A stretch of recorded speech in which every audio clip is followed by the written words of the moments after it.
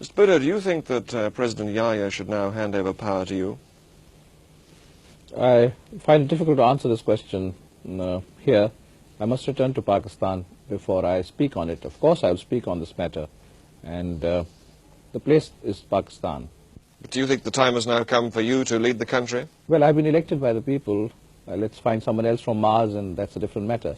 But as far as the people of Pakistan are concerned, they have elected me as their chosen and undisputed leader a year ago. But outside Pakistan, you have said that this government has made some mistakes. Certainly. What sort of mistakes? Well, coming to the present, the delay, inordinate, inexplicable delay in the transfer of power, that I think has been a fatal blunder. Power should have been transferred much earlier. To whom? To us, to the elected people. Elections were held, and the results of the elections should have been implemented so that we could have sought a political settlement. If military action was necessary to crush the secessionists, I do not say that that should not have been taken. Every country takes that kind of action, but it must be coupled as soon as possible with political action, because finally there must be a political settlement. What sort of a state is Pakistan in now, do you think? In bad state, but we'll come out of it. I'm full of hope and confidence. We have already won a political victory in the General Assembly by having the whole world supporting our position, and we will salvage the wreckage. I'm quite confident of it. How would you resolve Pakistan's new position after the war now?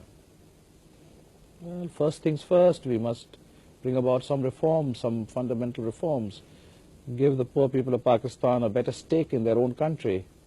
Do you still regard Pakistan as one country, Mr. Bhutto? Of course it is one country. Is that realistic? Absolutely realistic. What are realities? Temporary phenomena are not realities. Realities are studied in history. And historically, the concept of Pakistan, the ideal of Pakistan, cannot perish like this. You still don't recognize that what happened in East Pakistan is an expression of popular feeling, that they really do want to be separate? No, they wanted maximum autonomy. And the line between maximum autonomy and secession can be a thin one, or it could be made to appear to be a thin one. How would you react to any governments that recognized the new Bangladesh government? A hostile act? Well, the British people are a great people. We have great admiration for the British people. But I'm afraid the role of the government has been most partisan and unfair towards Pakistan, if I may say so quite bluntly. And this is a long story. I think They haven't defended India's action, have they, the British government? Well, the Indians were receiving missiles and arms right through the war. British factories were working night and day to provide little India pitted against a big Pakistan with arms. And Weren't they just fulfilling existing contracts? Yes, contracts are fulfilled, but contracts are broken also. And in the history of diplomacy, I don't know how many contracts you've fulfilled and how many you have not fulfilled on many occasions. And we are too cynical to really talk in terms of a legal obligation. And I can give you instances where legal obligations have been broken by Britain with impunity. And that's a different story.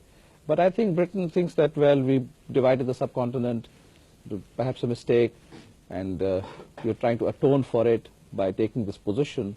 But unfortunately, tea is a very good thing, but tea interests and all have got involved. And jute interests have got involved, and commercial interests have got involved.